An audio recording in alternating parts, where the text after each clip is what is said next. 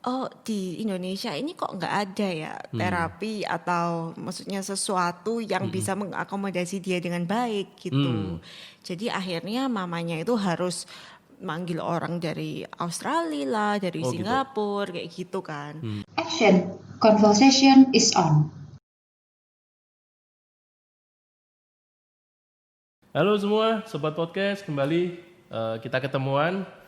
Kali ini saya punya tamu, seorang ibu muda, gitu kan? Kristi Prawira, halo Kris. Halo, Om. Lama nggak ketemu. Iya. Gimana sih kecil, sehat? Sehat. Kemarin Oke. habis sakit sedikit, cuman ya he's okay now. Oke. Ada Daniel, thanks sudah nganter Kristi ke sini. Oke, Kris, sekarang kesibukan lu apa nih? Sekarang aku baru buka center sih sekitar 1 tahunan. Oke. Namanya Blue Bridge Center. Jadi di situ aku jadi clinical directornya. Oke. Jadi ya sibuk itu sama jaga anak lah. Oke, lu apa klinik center gitu ya? Berarti apa ya? Kayak klinik pelayanan gitu kah atau apa ya? Pemulihan kah atau seperti apa? Bukan, jadi ini klinik itu untuk anak-anak kebutuhan khusus.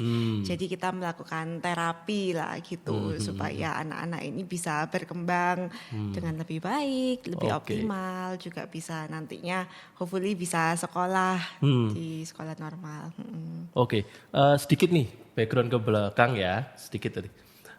Lu kenapa tertarik dengan itu gitu ya? Lu bicara bahwa lu ngambil istilahnya apa ya? Ngambil kuliah dulu mengenai behavior analyst gitu ya? Ya, kenapa lu tertarik gitu? Well, lumayan panjang sih kalau itu Pendekin ceritanya. aja. Oke. Coba gampang ya. Iya. Well, aku punya sepupuku itu didiagnosa high functioning autism. Oke. Dan itu yang membuat aku merasa, oh di Indonesia ini kok nggak ada ya terapi atau maksudnya sesuatu yang bisa mengakomodasi dia dengan baik gitu. Jadi akhirnya mamanya itu harus manggil orang dari Australia lah, dari Oh, gitu. Singapura kayak gitu kan. Nah itu mumpung dia lagi ya dananya cukup lah. Nah kalau untuk anak-anak yang lain di Indonesia itu seperti apa? Seperti Oh itu gitu. sih. Itu di Indonesia juga belum terlalu banyak. Maksudnya klinik seperti itu. Sekarang mulai banyak. Oh, Jadi sekarang gitu? sekarang puji Tuhan mulai bermunculan beberapa BCBA, beberapa orang-orang even yang bukan BCBA tapi mereka benar-benar menekuni teknik-teknik terapi yang benar sehingga anak-anak ini bisa ditangani dengan lebih baik. Nah, kalau di Surabaya ada berapa, Kris? Setahu saya yang BCBA sih cuman baru saya sih yang Oke. BCBA. Oke. Kalau Jakarta ada? Jakarta ada sekitar 5. 5 ya. Oke, berarti lu pelopor di sini dong kalau kita bicara gitu ya. Kalau di area untuk perilaku iya sih Gitu mungkin ya. ya bisa dibilang Nah, seperti itu. Untuk gue tertarik nih kalau kita bicara mengenai behavior analysis gitu ya, analisis lah kita bicara gitu ya. Itu berlaku untuk anak doang atau misalnya orang udah dewasa gitu pun bisa punya istilahnya apa ya, sesuatu yang berkebutuhan khusus gitu. Oke, jadi sebenarnya behavior analysis ini kita itu mendesain sebuah intervensi berdasarkan yang namanya itu applied behavior analysis. Nah, Jadi ini sorry ya, ini yang sobat podcast kita mesti benar-benar perhatiin nih ya, karena ini juga suatu hal yang baru nih di sini. Oke, sorry, terusin Kris. Iya. Oke, menarik nih. Well, supaya ini aja sih, supaya orang-orang juga ngerti apa sih itu ya. Jadi kita itu membuat satu intervensi untuk anak-anak berkebutuhan khusus sehingga mereka itu bisa berkomunikasi dengan lebih baik, bisa Oke. berperilaku dengan lebih baik. Nggak cuma untuk anak-anak, jadi bisa untuk orang dewasa juga yang punya disabilitas gitu ya. Nah, prinsip yang kita gunakan ini adalah applied behavior analysis, yaitu prinsip Oke. yang berbasis reinforcement. Nah, apa itu? Jadi reinforcement ini kita menggunakan sesuatu yang mereka suka sehingga mereka itu kalau terapi itu nggak stres. Nah, Oh, kalau yang I see. dulu-dulu memang kalau untuk kebutuhan khusus mereka kalau dengar yang serem-serem itu ya ada yang diikat, Ya, ya, ya, ada ya, yang betul. pokoknya ada namanya kursi autis, jadi mereka harus ditaruh di Oh. pojok terus di apa ya kayak ditahan Oh. gitu. Nah, kita itu tidak menggunakan itu. Kita menggunakan yang mereka suka. Misalnya contoh, mereka suka main Lego. Oke, kita gunakan main Lego itu supaya memicu conversation, memicu mereka bisa berkomunikasi dengan baik. Itu salah Gitu sih. satunya ya, Ya, salah satu salah ini satunya ya. kayak gitu. Bisa juga hobi gitu ya, melalui hobinya gitu ya. Ya, Oke. jadi kita gunakan itu, terus juga ada shaping. Jadi pelan-pelan kita bangun. Jadi dari apa yang mereka bisa kita bangun pelan-pelan. Tapi prinsipnya itu harus menyenangkan untuk anak. Oke. Nah, Chris, satu yang lu pernah bicara bahwa berkebutuhan khusus ini kan bisa misalnya anak ini tantrum, ya gitu ya. Lalu kadang nangis yang nangis yang menjadi-jadi gitu ya. Cerit-cerit gitu ya. Yang nggak ada alasannya gitu kan, kayak Ya, gitu-gitu ya. Selain autis dan sebagainya kan gitu ya. Sorry ya, aku nanya nih, tantrum tuh apa sih? Oke. Sorry, oldies. Oh nggak apa-apa, tantrum itu Oke. sebenarnya definisinya itu bisa banyak banget. Tapi kalau pada umumnya yang orang tua tahu ya, jadi mungkin nangis-nangis, teriak-teriak yang berkepanjangan, mungkin bisa gulung-gulung di lantai, bisa mungkin even sampai melempar-lempar. Jadi kemarahan anak yang meledak lah Meledak-ledak ya. gitu ya? Ya seperti itu. Nah, salah satu contoh misalnya, aku pernah lihat nih di mall gitu ya, misalnya gitu. Ada anak ini minta sesuatu, atau aku lupa, apakah mainan atau baju lah, aku lupa. Nah, orang tuanya bicaranya nggak boleh gitu, istilahnya nggak boleh lah. Ya. Dia tuh sampai ini loh, sampai nangis, terus nggak mau ninggalin toko, sampai diseret sama orang tuanya. Ya. Itu apakah masuk spesifikasi seperti itu atau maksudnya secara kasat mata nih? Masuk spesifikasi seperti itu atau apa gitu ya? Iya betul. Jadi itu bisa dikatakan itu tantrum dan apakah itu normal gitu kan? Sebetulnya kalau seperti itu normal sih. Kalau untuk anak yang umur 2 sampai 5 tahun itu Ya. masih bisa dianggap normal. Cuman penanganannya itu yang perlu kita lakukan dengan tepat. Oh, Jika oke. kita tidak lakukan dengan tepat, maka itu bisa berkepanjangan. Nah itu kalau untuk normal. Ya. Kalau untuk kebutuhan khusus, mungkin mereka kan nggak bisa mengkomunikasikan yang mereka mau. Jadi mereka gunakan itu. Kayak Oke. gitu. Nah, kita bicara sedikit mengenai itu ya, mengenai kebutuhan khususnya nih ya. Kita bicara sedikit mengenai itu. Apakah setiap anak gini? Maksud untukku gini. Anak ini kan pasti punya refleksi sendiri-sendiri. Sorry, bukan refleksi sih. Apa ya bicaranya? Ekspresi. Ekspresi sendiri-sendiri kan. Untuk kemarahan, untuk mengungkapkan kemarahan atau mengungkapkan kekesalan, lalu mengungkapkan keinginan dan sebagainya, kan mereka pasti punya ekspresi sendiri-sendiri. Nah, itu bisa ngomong kebutuhan khusus enggak? Misalnya kalau yang lu tadi ngomong nih, misalnya dia nangis tuh ya, sampai mamanya sampai mau angkel gitu, terus akhirnya diseret keluar dari toko gitu.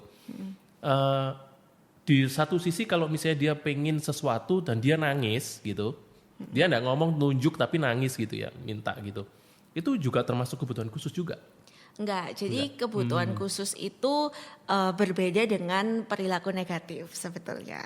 Ini yang penting. Ya. Oke. Jadi kebutuhan khusus itu misalnya kalau ada diagnosa autisme, diagnosa Down syndrome atau banyaklah Ya. diagnosa macam-macam. Tapi apakah anak kebutuhan khusus pasti punya perilaku negatif? Belum tentu, tapi sebagian besar iya, karena mereka komunikasinya kan pasti terlambat. Jadi mereka menggunakan perilaku negatif itu untuk berkomunikasi. Ya, ya, ya. Kalau untuk anak-anak normal, apakah mereka bisa tantrum, bisa berperilaku negatif? Tentu saja bisa. Oke. Karena mungkin mereka merasa aku ini sudah berkomunikasi, tapi kok aku nggak dianggap ya. Oke.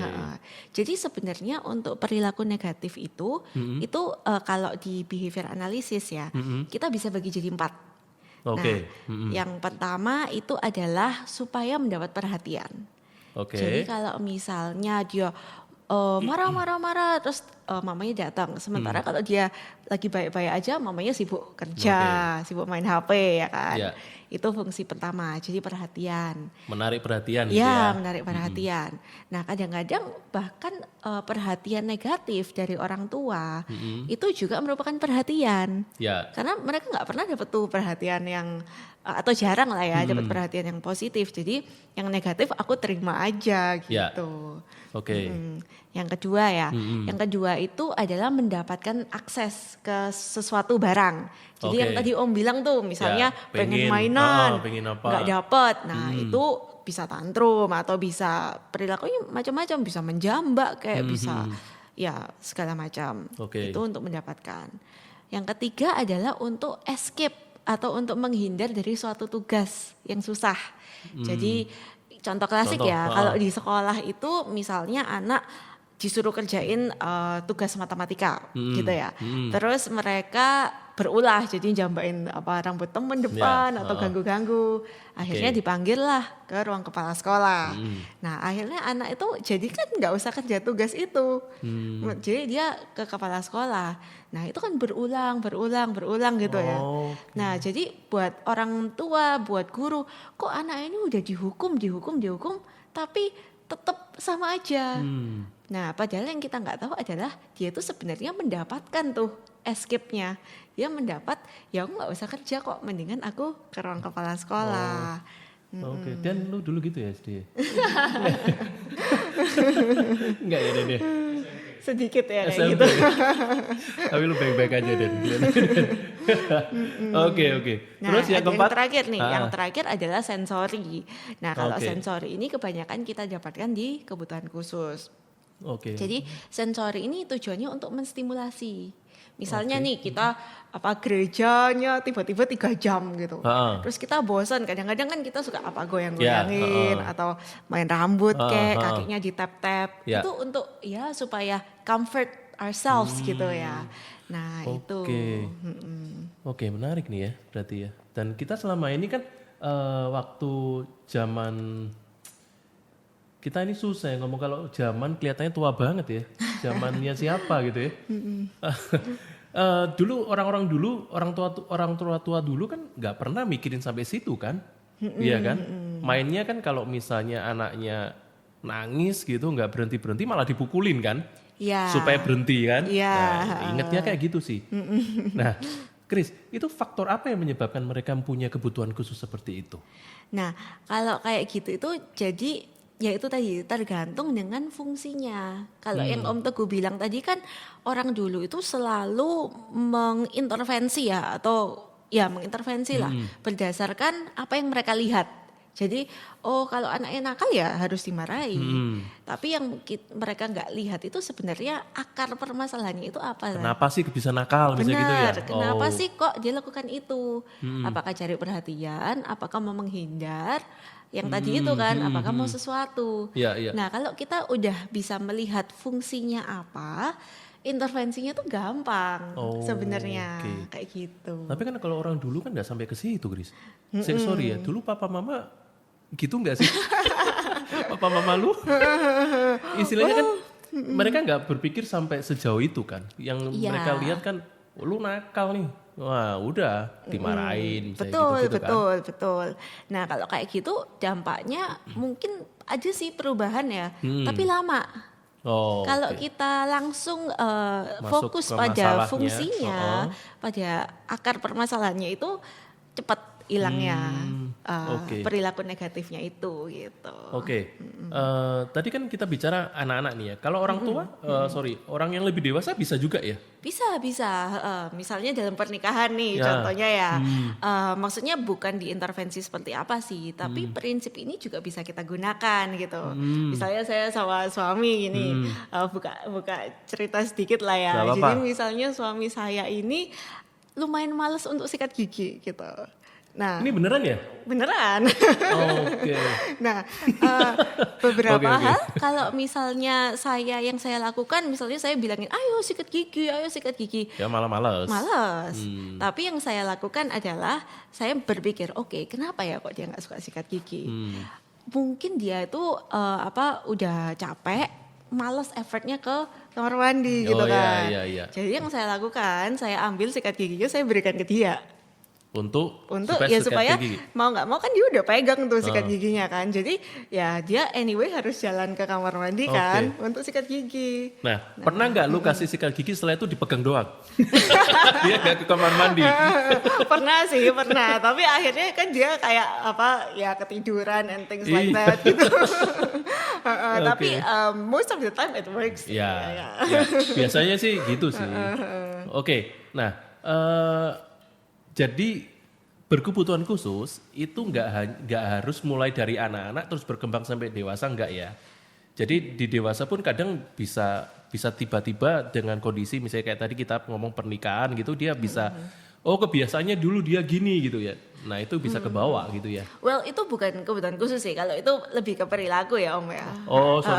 Ya, beda-beda ya. Beda. Sih ya. Jadi kalau kebutuhan khusus itu mereka memang dari lahir punya kebutuhan khusus. Jadi misalnya ada autisme, ada Down syndrome, ada yang lain-lain kayak gitu. Berarti beda ya berperilaku khusus dengan kebutuhan khusus. Ya berbeda. Beda ya. Perilaku negatif dan atau perilaku yang kayak let's say yang kita nggak suka gitu lah. Kalau tantrum tadi perilaku negatif. Betul. Oke. Kalau kebutuhan khusus misalnya autis atau Down syndrome gitu ya, dari bawaan dari lahir. Betul. Oke. Ya. Mulai ngerti nih ini bahasa penting nih.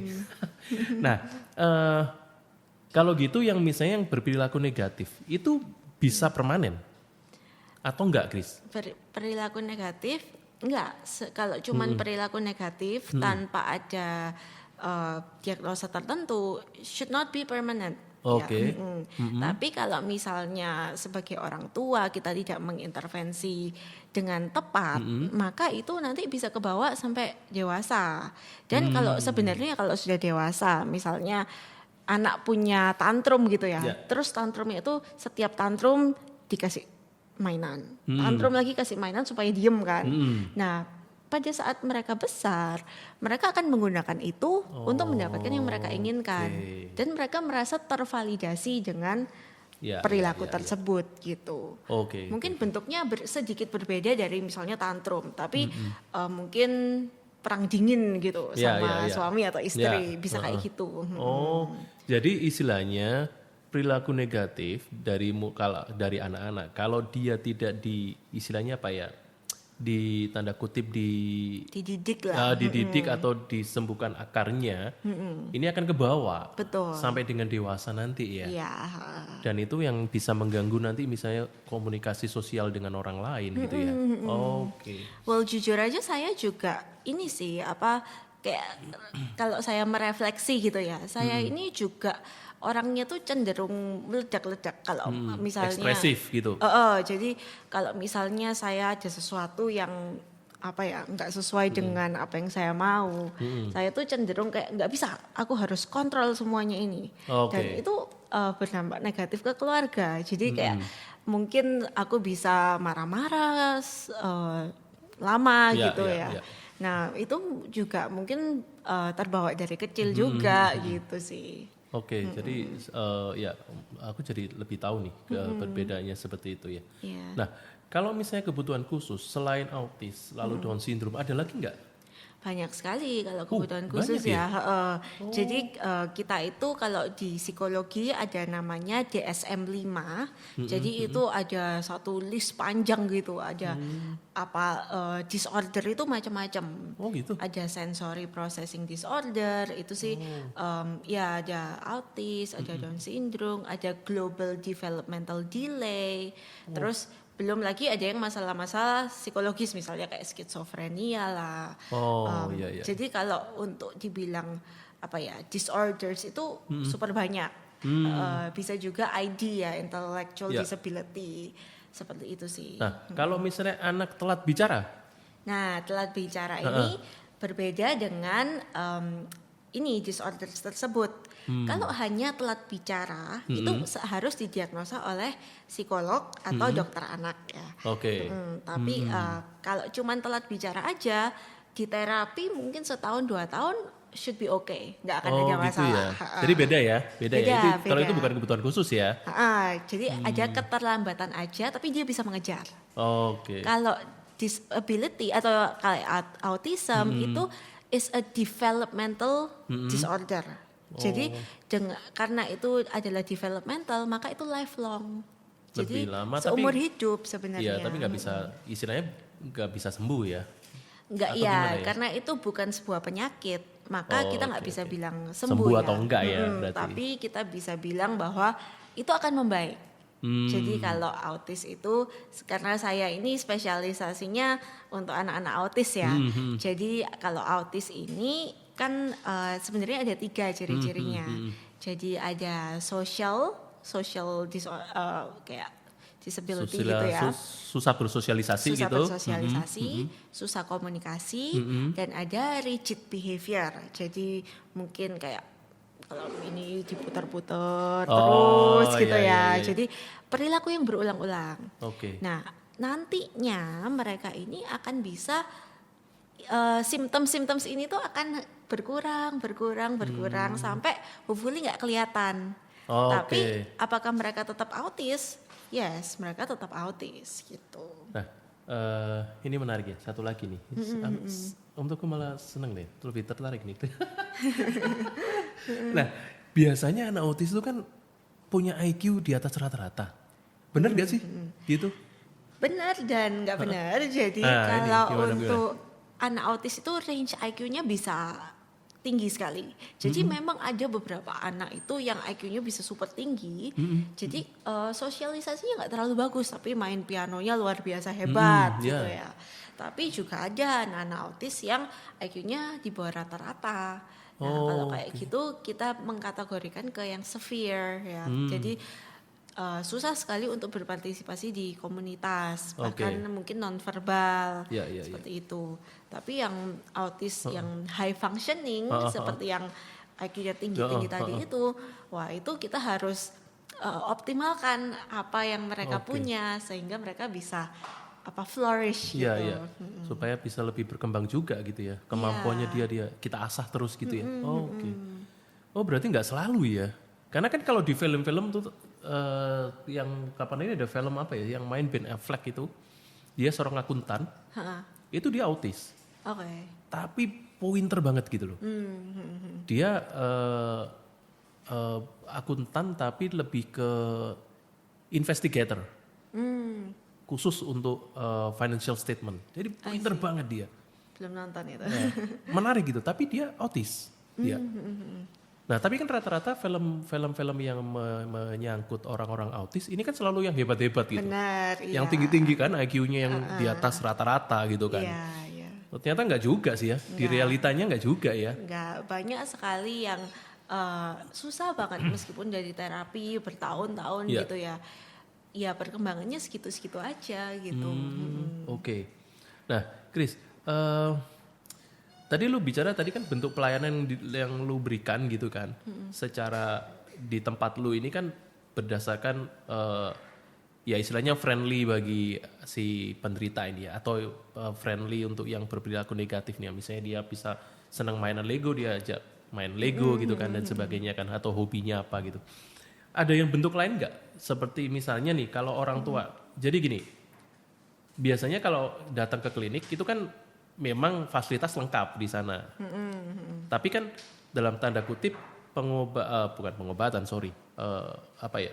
Terapinya. Ya terapi sih, sorry, aduh susah banget. Nah terapinya itu kan kadang nggak harus juga bergantung terus di klinik kan, kadang juga harus disupport di rumah. Betul, betul.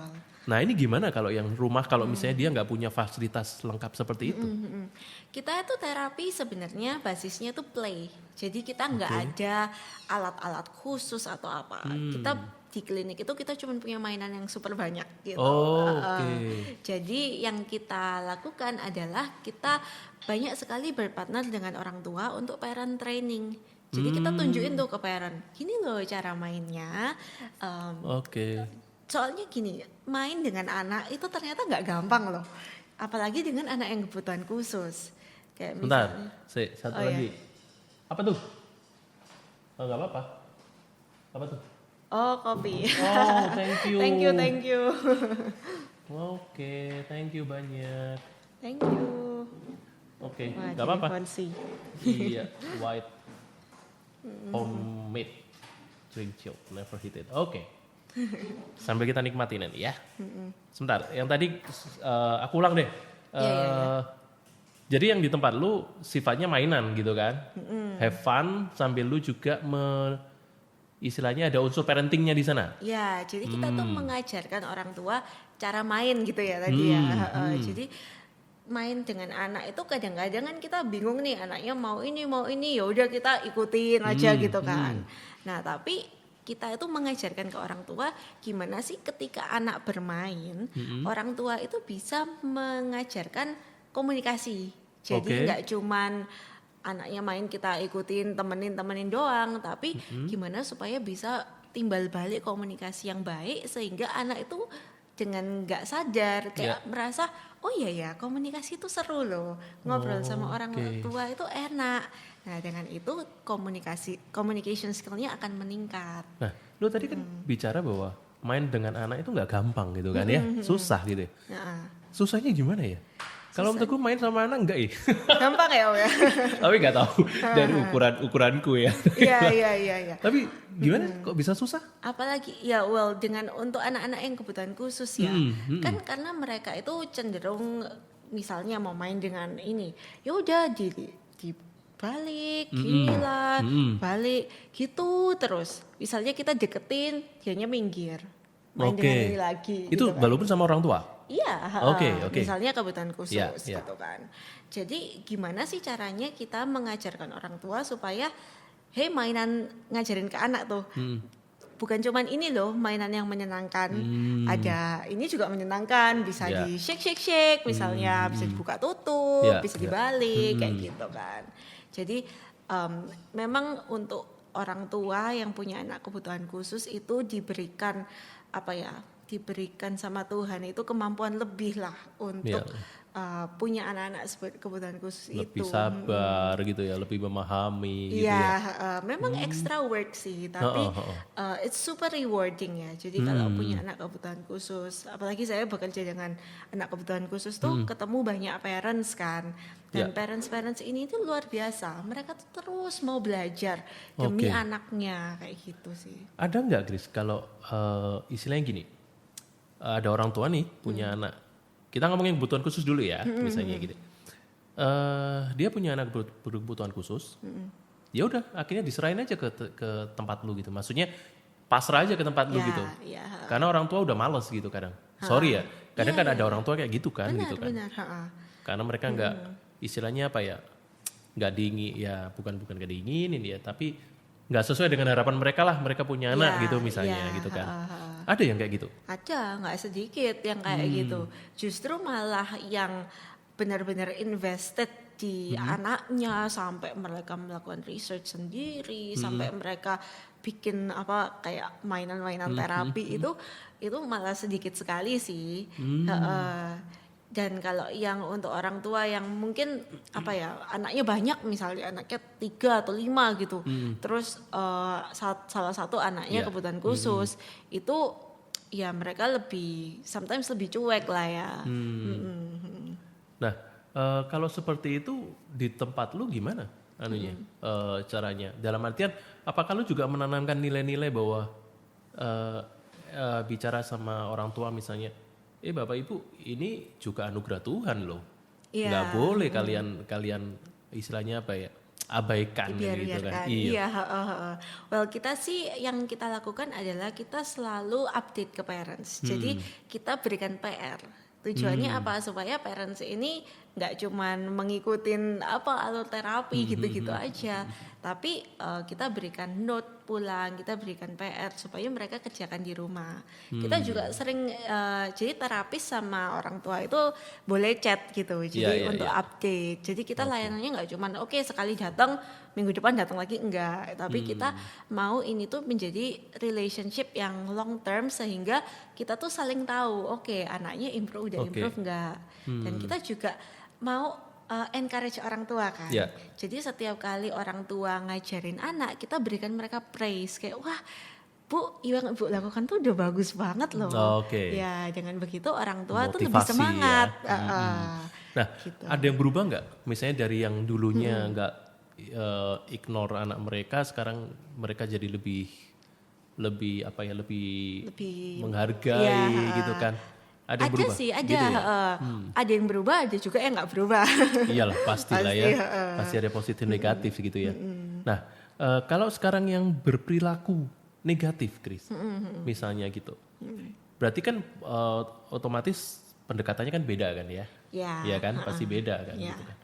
Nah, kira-kira ada orang tua yang give up nggak sih? Misalnya nih anaknya suka tantrum, lalu orang tuanya give up udah kasih terapi aja. Ada yang gitu nggak juga? Atau enggak? Well, belum sih. Belum ya? Iya, the fact that mereka itu membawa anak mereka untuk datang ke terapi itu menunjukkan bahwa mereka itu nggak give up, menunjukkan ke mereka bahwa peduli mereka itu gitu ya. Kayak aku nggak bisa, tolong bantu aku kayak gitu kan. Jadi kita bantu mereka, berikan kayak langkah-langkah, tips praktis seperti yang tadi saya bilang itu. Terus yaudah mereka lakukan di rumah. Dan kalau misalnya dilakukan dengan konsisten, itu pasti kok perilaku negatif itu pasti berkurang. Bisa hilang nggak? Bisa hilang ya. Cuman ya itu perlu konsistensi dan tergantung tingkat severity-nya ya. Ya. Nah, sekarang kalau tadi perilaku negatif itu bisa hilang gitu ya. Bisa kambuh nggak? Bisa juga. Nah, itu faktor apa ya misalnya? Nah, itu faktor tergantung dari ini. Nah, ada kalau di kita itu ada namanya extinction burst. Jadi apa itu? Misalnya kita sudah misalnya tadi ya anaknya nangis-nangis minta mainan yang tadi kan. Nah, terus kita intervensinya gimana? Setiap kali dia ngomong dengan baik kayak mama, aku minta belikan truk. Ngomong baik kan, terus mamanya beliin.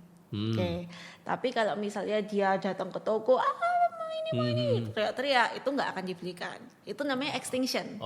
Jadi kita mengignore bad behavior. Ya. Nah, extinctionnya ini bisa misalnya sama orang tua udah oke nih, tiba-tiba tuh neneknya datang sama dia, kayak nek aku mau ini gitu kan, dibelikan lah. Maka itu bisa terjadi lagi. Nah itu kan biasanya kebiasaannya kan kayak gitu. Ya kan? Jangan kan sama nenek lah, sama opa-omanya gitu kan. Misalnya anak ini misalnya dia minta sesuatu nggak dibelikan nih sama orang tuanya. Mintalah ke misalnya ke omnya, sama omnya dibelikan. Berarti kan seolah-olah sia-sia nih orang tuanya udah bentuk kayak gini tapi orang lain yang rusak. Gimana kalau gitu? Benar, itu benar banget sih. Makanya kenapa kita jangan ketika kita punya satu intervensi itu harus selesai dulu. Jadi misalnya sama orang tua harus benar-benar misalnya nanti kita buatkan intervensi itu misalnya 1 bulan gitu. Jadi selama 1 bulan ini nggak boleh ada orang luar yang ikut campur gitu kan. Tapi apakah itu langsung misalnya sebulan lah ya? Sebulan selesai nih. Setelah itu kan ada orang lain kecampur. Nah itu nggak apa-apa. Terkontaminasi nggak? Nggak. Jadi gitu. kita sebagai behavior analyst kita mengambil data. Jadi kita selalu mengambil data, oke misalnya ini udah oke nih, udah bisa. Nah sekarang kita baru masukkan faktor orang ketiga gitu, misalnya omnya Oke. tadi. Nah tapi tetap didampingi dengan orang tua, nggak bisa langsung dilepas kan. Oke. Jadi pelan-pelan stepnya itu. Kalau langsung lompat, ya itu bisa terjadi lagi. Oke, berarti kalau enggak omnya yang diterapi ya. karena dia merusak karakter yang sudah dibentuk ini. Oke, Chris. Kalau mengenai perilaku negatif gitu ya. Kalau orang awam nih gitu ya. Misalnya orang awam yang nggak kenal dengan terapi yang lu buat nih sekarang nih ya, yang lu bangun sekarang. Kira-kira apa yang bisa dicegah gitu misalnya? Simple aja, maksudnya tips sederhana misalnya apa sih yang bisa dicegah supaya anak ini nggak berperilaku gitu negatif gitu? Well, cuman satu sih sebenarnya, kenali fungsinya aja. Jadi kita mesti tahu, instead of aduh kenapa ya kok anakku nangis-nangis, kenapa ya kok anakku tantrum, itu kita coba pikirkan. Kira-kira apa ya yang menyebabkan dia tantrum itu? Apakah yang dari 4 itu tadi? Iya, 4 apakah tadi. perhatian, apakah menginginkan sesuatu, atau escape atau sensori? sensori. Kalau sensori ini biasanya sih pasti ada hubungannya dengan kebutuhan khusus ya. Jadi misalnya pukul-pukul kepala gitu. Jadi paling nggak 3 lah ya. Enggak 3 ini. Oke. Jadi instead of kita, aduh anaknya ini nakal harus dihukum, kita pikirkan dulu coba yang mana, fungsi yang mana. Kalau kita udah tahu fungsinya, nah nanti intervensinya lebih mudah. Oh itu ya, itu yang paling bisa pelajari dulu lah sama Ya. orang tua ya. Kadang kan orang tua nggak tahu anaknya misalnya satu lagi Chris, sorry. Kalau anak ini ada nggak ya sebentar, anak ini apa ya kemarin itu contohnya adalah anak ini kalau melakukan sesuatu atau kalau dia cemas, nah ini nih, kalau dia cemas, dia pasti misalnya, kalau umum gini, sorry kok jadi susah ya ngomongnya, gini, kalau dia cemas atau grogi, dia seringkali ke toilet misalnya, Oke.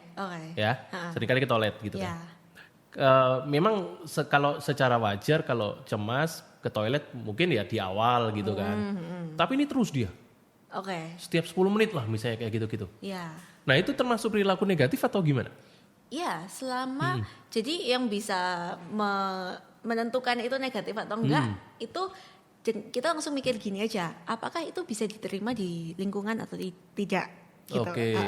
Kalau misalnya the fact that udah membawa itu kan kayak kok kayak gini, berarti itu adalah sebuah perilaku yang mungkin bukan negatif banget ya, tapi mengkhawatirkan, sedikit mengkhawatirkan, berarti itu ada perlu intervensi misalnya seperti itu.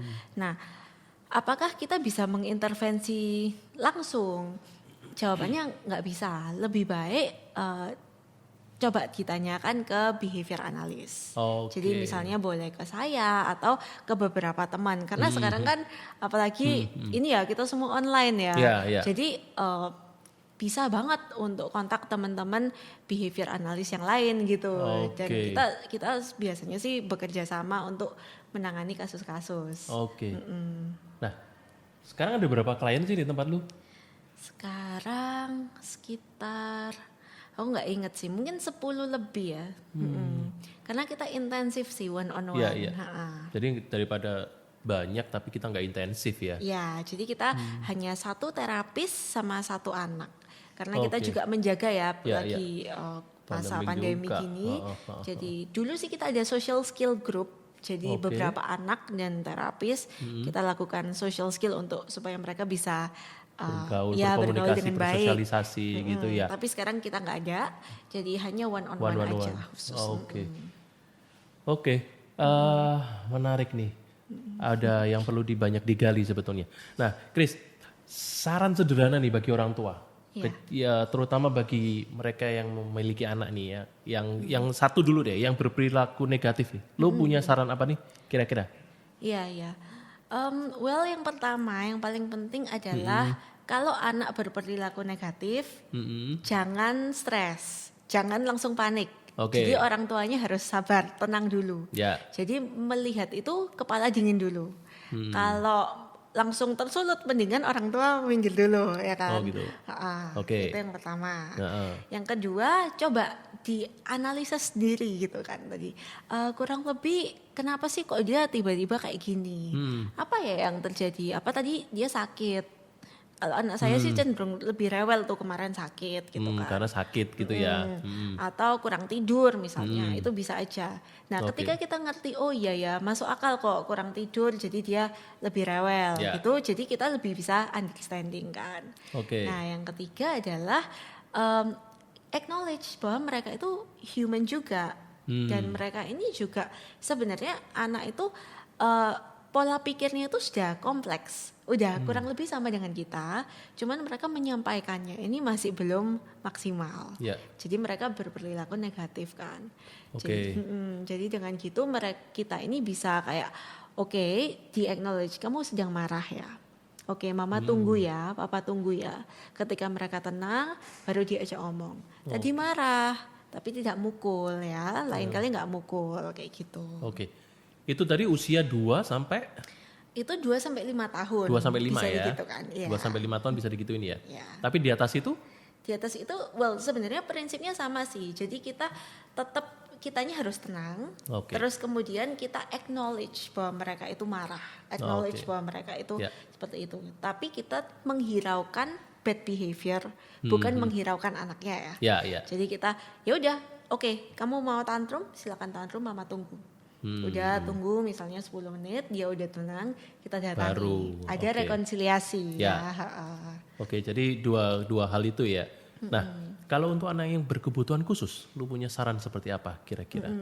Kalau yang berkebutuhan khusus memang agak lebih susah ya, karena mereka kalau kita kasih tahu seperti itu nggak langsung mengerti, ya kan? Bahkan nggak juga gitu kan, nggak ngerti juga bahkan gitu kan ya. Bahkan mungkin nggak ngerti sama sekali. Jadi yang bisa kita lakukan sih lebih baik langsung dikonsultasikan dulu ke dokter anak, ke psikolog anak, atau ke behavior therapist. Nah dengan itu nanti akan dirancangkan intervensi khusus di mana oke. karena kita nggak bisa cuman melihat kayak oh ini seperti ini gitu ya. Jadi kita mesti melihat beberapa event. Ada namanya agak complicated sih, technical, jadi functional analysis. Jadi kita menganalisa fungsi-fungsinya tadi itu, karena nggak langsung kelihatan kadang-kadang. Nah setelah itu lebih baik cepat untuk diterapi.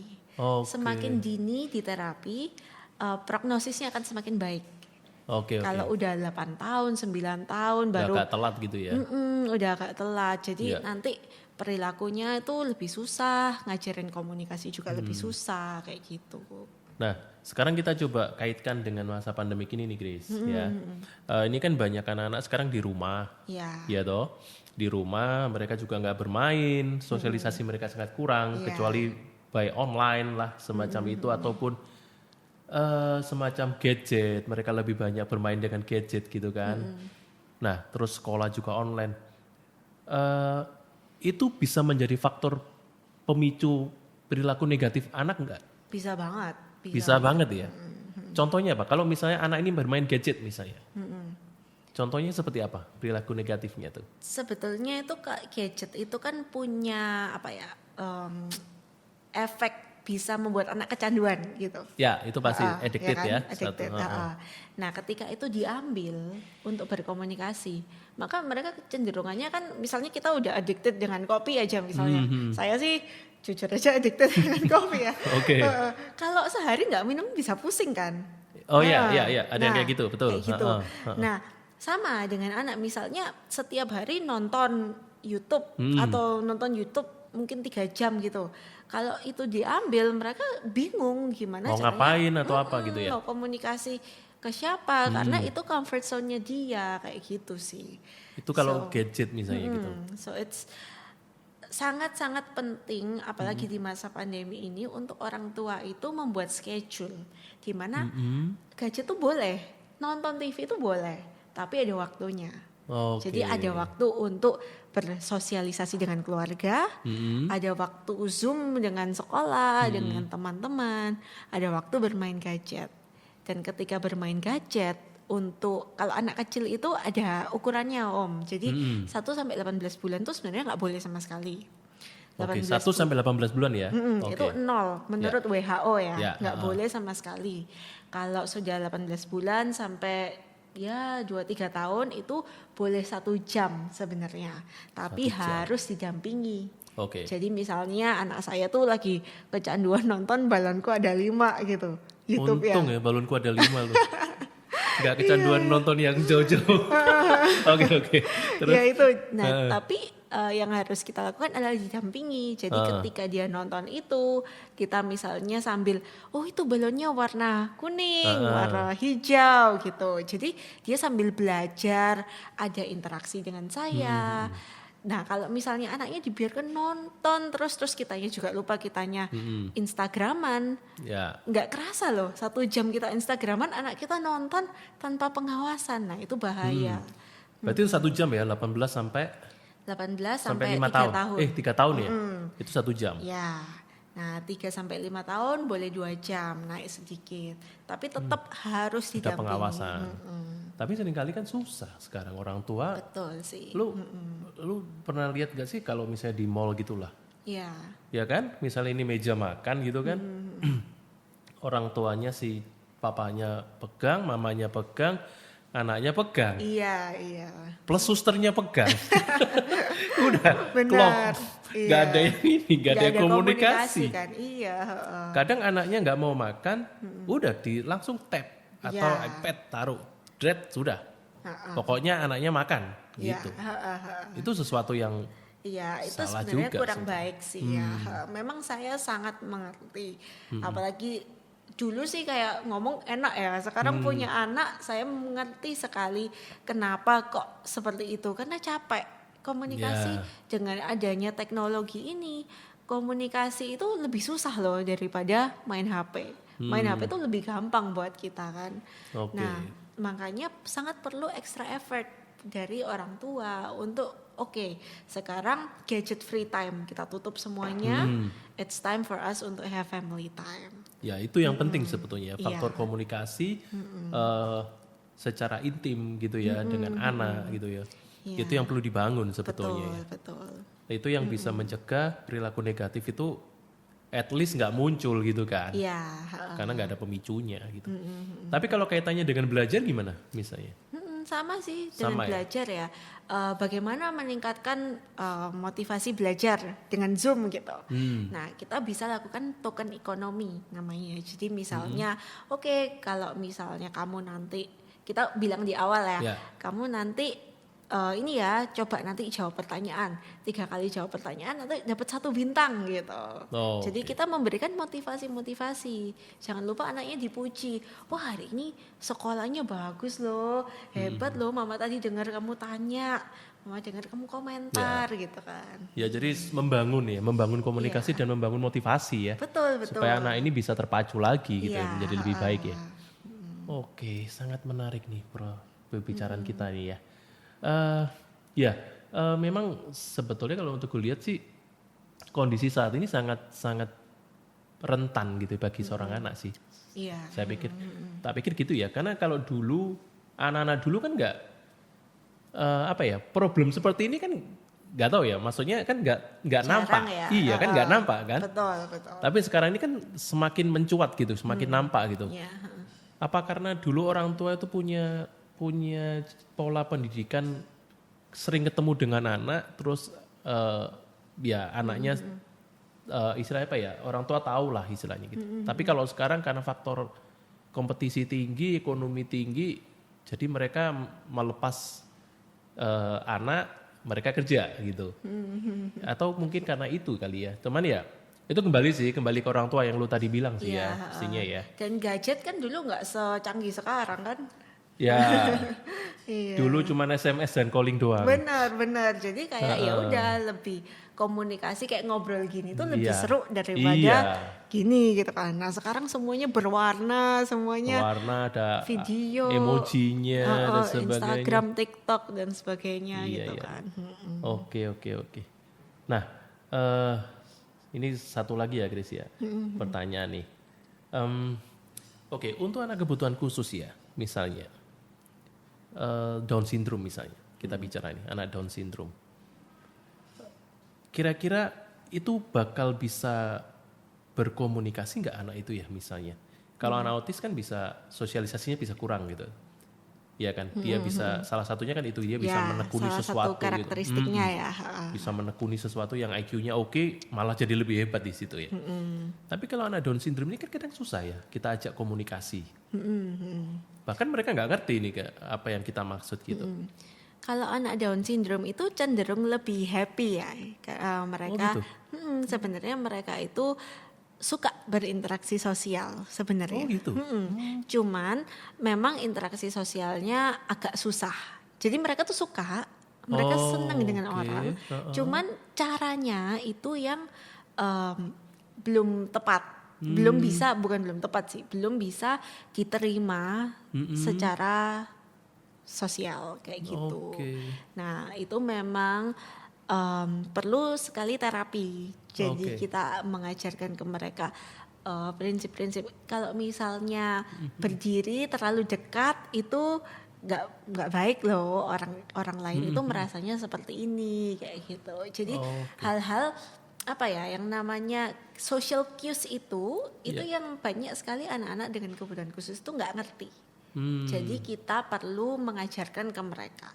Oke, kalau misalnya ke toilet itu lepas celananya itu waktu pintunya sudah Kita ditutup. tutup. Hal-hal seperti itu perlu kita ajarkan. Karena mereka nggak sadar ya. Betul. Dan itu kita ajarkan di terapi. Oke. Oke. Sedikit promo ya. Terapi lu terletak di jalan mana? Sekarang sih Alamatnya? masih di rumah sih Om. Oh, masih di Ya, Nginden? Di Nginden. Oke, Jadi Nginden, Lindah Timur. namanya Blue Bridge Center. Itu yang lu pakai Oh, iya. sekarang ya? Ya, Blue betul. Bridge Center ya? Iya. Oke. Itu di Nginden Intan Timur ya? Nginden Intan Selatan. Sorry. Nginden Intan. Oh ya, Nginden Intan Selatan. Iya, Ya. Oke. Oh, masih di rumah. Nomor? Ya, C7 nomor 6. C7 nomor 6. Nginden Intan Selatan, C7 nomor 6. Blue Bridge Center ya? Ya, kita ada Instagramnya sih. Jadi kalau mau tanya-tanya bisa melalui Instagram @bluebridgecenter. Oke. Di situ juga ada WA-nya juga. Jadi Oke. bisa tanya situ. Oke. Thank you banyak Chris untuk diskusi kita, menarik banget. Thank Dan you, banyak sudah ilmu diundang. yang kita bisa dapat ya. Semoga Sobat Podcast juga bisa dapat apa yang kita bicarakan dengan Kristi nih, supaya kita mengerti nih kalau anak kita punya perilaku negatif atau perilaku yang sebetulnya kita kok aneh sih anakku kok gini-gini, jangan judge dulu gitu, lihat dulu nih apa yang menjadi penyebabnya, baru kita bisa masuk ke sana gitu. Kalau enggak ya datang aja ke terapi seperti itu. Oke, thank you banyak Chris, sukses untuk Blue Bridge Centermu. Thank you Om. Oke, thank you banyak. Yuk Sobat Podcast, terima kasih udah mengikuti diskusi saya dengan Kristi. Semoga ini sekali lagi bisa menjadi sesuatu yang berguna. Tuhan memberkati. God bless. Cut. Conversation is off.